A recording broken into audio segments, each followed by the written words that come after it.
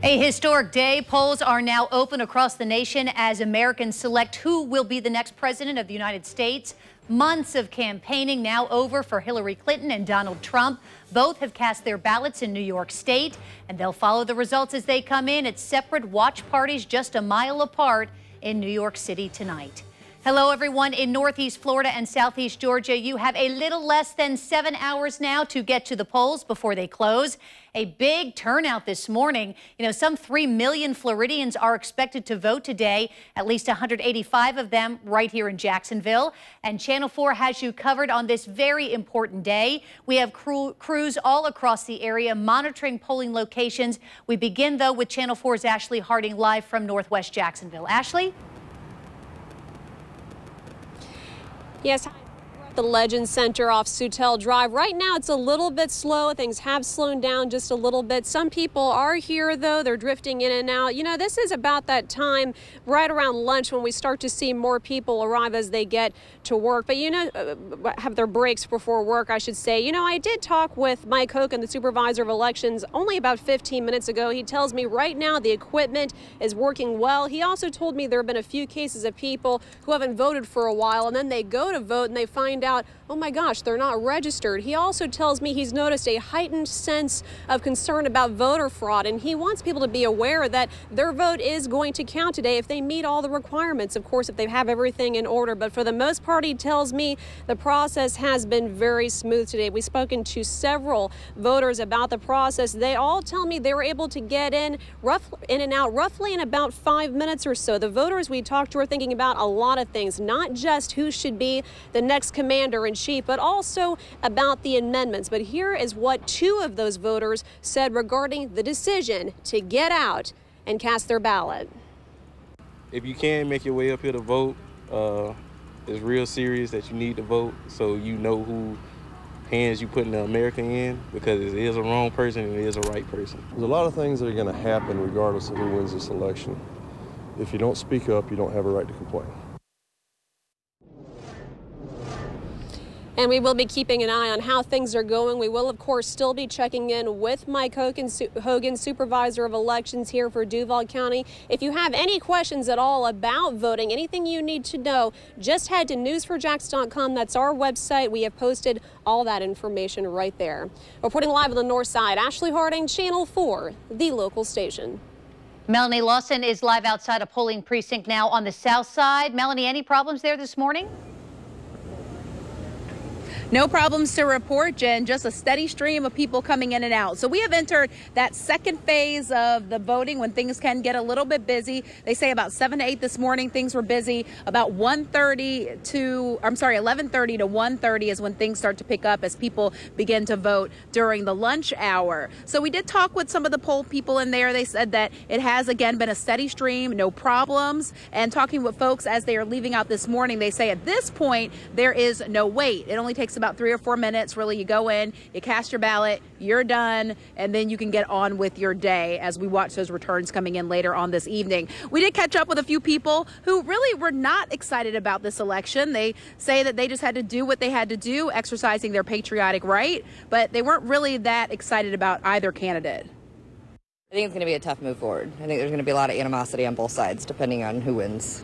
I don't think it's going to be that easy to say, okay, this person won and it's done. I think there's going to be a lot of stuff, especially on social media. People are already complaining a lot, so I'm sure it won't be that easy. It's not going to be cut and dry. I don't think anybody's going to be dancing in the streets tomorrow, but we just have to move forward and make the best of what we have. A little depressing hearing from those two people, but something that is exciting out here taking place, Life South. They are trying to ask people to be double patriotic, to donate blood. They have their blood mobile at the Pablo Creek Regional Branch Library. Again, asking people, hey, why not vote and then donate blood for our community? So again, we are live here. Things will start to pick up, we know, until about 1:30. And then again, from 6 to 7 is when they believe that the polls will begin, the precincts will again begin to pick up. For now, we're live on the south side. Melanie Lawson, Channel 4, the local station. St. Johns County election officials tell us as of about 10:30 this morning, about 16,000 voters had already cast their ballots. Channel 4's Destiny McKeever is live right now from the Supervisor of Elections office. Destiny. Well, I would definitely say now is the time to get out and vote if you can, because the lines so far at the polls have been really slim to none so far. I want to take you to have a look at some video we shot here at one of the locations at Church of Christ on Lewis Speedway.